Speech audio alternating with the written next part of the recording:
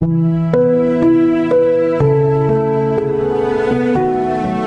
Friends, मैं पायल शाह। मैं एक गुजराती परिवार से हूँ और मैं एक हीलर, स्पिरिचुअल काउंसलर, एक स्पिरिचुअल सीकर एंड रिसर्चर हूँ। मैं एक पास्ट लाइफ रिग्रेशन थेरापिस्ट भी हूँ। Past life regression therapy, inner child healing work, ancestral healing, rebirthing breath work, ये सारे मेरे मास्टर सब्जेक्ट्स हैं। बहुत से लोगों के जीवन को नई दिशा देने का अमूल्य अवसर ईश्वर ने मुझे प्रदान किया, जिससे इस जीवन को मैं धन्य अनुभव करती हूँ और यही मेरे लाइफ लेसन्स भी हैं। मैं अपने जीवन के अनुभव से प्राप्त ज्ञान को आप लोगों से साझा करती हूँ। मेरी इस जर्नी में आप लोगों का बहुत प्यार मिला और इसके बदले आप सभी का बहुत बहुत धन्यवाद। अंदर जितना गहरा जा सकते हो। पता है सबसे बड़ी प्रॉब्लम्स क्या है? हम अपनी भावनाओं से टोटल डिस्कनेक्ट है। हम अपनी एंजाइटी फील करते हैं, फ्रस्ट्रेशन फील करते हैं, रिएक्ट होकर लेते हैं, पर हम वाकई ही अंदर महसूस क्या कर रहे हैं? हम बड़े दुखी है ऐसा बोलते हैं। अरे पर दुख को महसूस तो करो अंदर जाके। तो बस बैठो अपने साथ और अंदर जाओ। फील करने का तरीका यही है। डर को देखो, अंदर महसूस करो वो कैसा दिखता है डर। आज तक तो बहुत डरते आए, पर डर को कभी देखा ही नहीं हमने। बस डर रहे, चोर है चोर है चोर है, भागो भागो भागो। अरे चोर देख तो लो पीछे कौन सा चोर है, कैसा दिखता है वो। उसे डरने का क्या उपाय है ना? तो रुकोगे तो देख पाओगे। तो किसी भी प्रैक्टिस को करने के लिए देखिए, अंदर गए बिना कोई छुटकारा नहीं है, रास्ता ही नहीं है। आप जी रहे हो, आपको लग रहा है आप जी रहे हो, आपका जीवन शुरू ही नहीं हुआ है। और जिस दिन आप अंदर जाने लगे, अंदर थोड़ी देर बैठने लगे, अपने आप से मिलने लगे, तब से आपका असली जीवन शुरू होगा। उससे पहले आपका जीवन शुरू नहीं होगा। और ये मन की जो खेल है ना, बड़े बड़े बड़े उलझावने हैं। मन आपको इतनी चालबाजी में लपेट लेगा, पता भी नहीं चलता है। ठीक है, तो सांस एक ही माध्यम है, एक ही रास्ता है कि सांस को पकड़ लो, अपने भीतर उस सांस की रस्सी को पकड़ के बैठे रहो। मेरे आसपास फिर जो खेल चल रहा है बस उसको देखते जाओ। बाहर से आप रिकॉल कर रहे हो ना, इसके मेमोरीज में वो फीलिंग नहीं है, अंदर की फ्रीक्वेंसी में, आपकी सेल्यूलर मेमोरी में वो फीलिंग है। सब कुछ अंदर स्टोरेज है, दिमाग के विचारों में वो फीलिंग नहीं है। ठीक है, आपका मन, जो आपकी बुद्धि जो है, लेफ्ट ब्रेन राइट ब्रेन, वो फील नहीं कर सकता, वो स्टोरेज है। एक कमरे में सामान रखा है ना? तो वो कमरा है जिसके अंदर स्टोरेज है। स्टोरेज के अंदर क्या रखा हुआ है वो तो आपको जाके खोल के ही देखना पड़ेगा ना। तो उसमें से बदबू आ रही है तो कमरे की बदबू नहीं है, अंदर सामान पड़ा है उसकी बदबू है। डर लग रहा है तो डर आपके उस कमरे से डर नहीं लग रहा है, बुद्धि से डर नहीं लग रहा है, मन से डर नहीं लग रहा है। डर उसके अंदर जो नकारात्मकता पड़ी है उससे लग रहा है। तो जब तक आप उसको छुओगे नहीं, उसको महसूस कैसे कर पाओगे? तो हम क्या करते हैं, बाहर बाहर से कमरे को देख के आ जाते हैं। ठोस चीजें काम नहीं करेगी, आपको और भीतर जाना है। सांसों की रस्सी को पकड़ो। जब ट्रिगर आया और आपको हर्ट हुआ, आंखों से आंसू निकले, बिना भावना के थोड़ी निकले।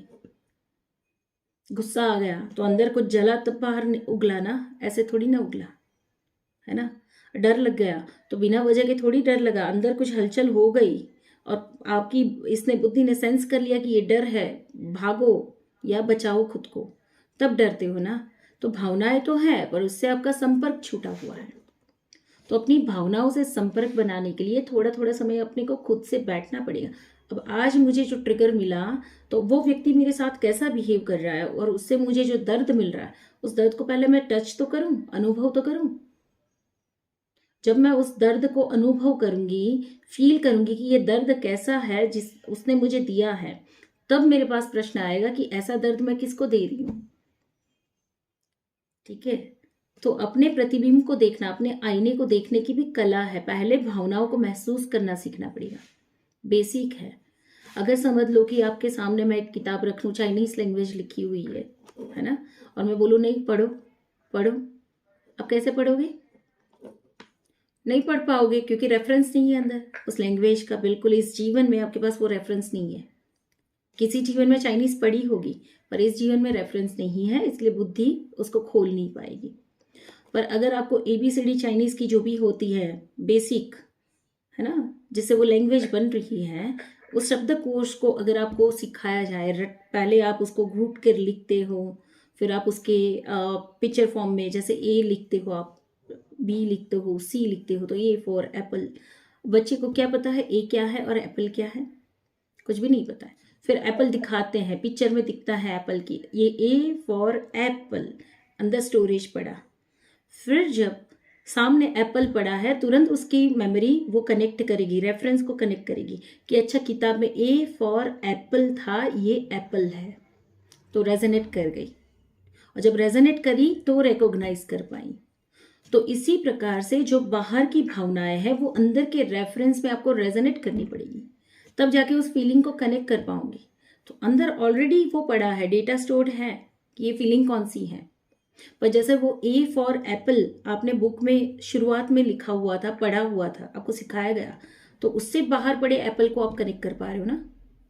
तो बाहर किसी ने ट्रिगर दिया, उसने जो आपको फीलिंग दी, उसको आपको यहाँ ले जाके रेजोनेट तो करना पड़ेगा ना। तो अनकॉन्शियसली रेजोनेट कर रहे हो तभी तो आपको डर लग रहा है। अनकॉन्शियसली आप कनेक्ट कर जा रहे हो कि ये गर्म है ना, ये डर है, या ये हर्ट है, या इससे मुझे कुछ तकलीफ हो जाएगी। अनकॉन्शियसली हो रहा है, वहां पे आपको कॉन्शियसली करना है। अनकॉन्शियसली अगर अंदर स्टोरेज ना पड़ा हो तो बाहर की चीजें असर करे ही नहीं। अबूझ हो हम, इनसेंसिटिव, एनेस्थेटिक, तब तो हम फील भी ना कर पाए और आंखों से आंसू भी ना पड़े। ठीक है, पर अब कॉन्शियसली आपको रेजोनेट करना पड़ेगा कि बाहर का ट्रिगर मेरे अंदर कौन सी स्थिति को बता रहा है, कौन से इमोशंस को बता रहा है। जब मैं उसको ए फॉर एप्पल को सबकॉन्शियस में, अंदर कॉन्शियस लेवल से सबकॉन्शियस में जाकर देखूंगी तो पता चलेगा कि शुरुआत में मैंने ये सीखा था, मेरे अंदर डेटा पड़ा है। और फिर वहां से उसी अनुभव को अब बाहर चेक करेंगी मिररिंग में कि भाई किसके साथ ऐसा व्यवहार हो रहा है, किसके साथ आप ऐसा कर रहे हो। और अगर वो भी ना कर पाए, नहीं हो पाए और टोटल डिस्कनेक्ट ही हो, तो फिर आ जाओ आप इनर चाइल्ड हीलिंग में। That is compulsory for you, कि जहाँ पे फिर ABCD वाली प्रैक्टिस से लेकर एंड तक ले जाया जाता है आपको। भावनाओं से कैसे जोड़ना, उसकी प्रैक्टिसेस होती है। ठीक है, तो आप अपने से करके देख लीजिए, और ना कर पाए तो फिर then go for inner child.